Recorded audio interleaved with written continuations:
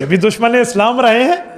हजरत अमर इब्न आस हबशा सफ़र करके इथोपिया गए थे मुसलमानों को हबशा से निकलवाने के लिए, लेकिन जब दिल ने पलटा खाया तो इस्लाम के गर्विदा बन गया कि या रसूलल्लाह मैं भी बुतों की इबादत पे लानत भेज, कई बुतों ने हमें नहीं देना, हमें भी कलमा पढ़ा लीजिए।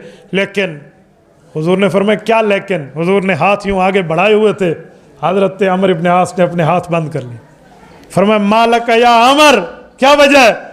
क्या रसूलल्लाह अना अश्तरित, एक बात अगर आप मुझसे तय फरमा लें। अल्लाह अकबर।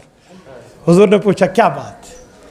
क्या रसूलल्लाह बहुत गुनाहगार हूँ, बड़ी गलतियाँ की हैं, आप तय कर लें कल क़यामत में अल्लाह से जन्नत लेकर आप मुझे देंगे, आप ज़मानत ले लें, आप इमामुल अंबिया हैं, आप ले सकते हैं, आप तय कर लें मैं भी कलमा पढ़ लेता हूँ।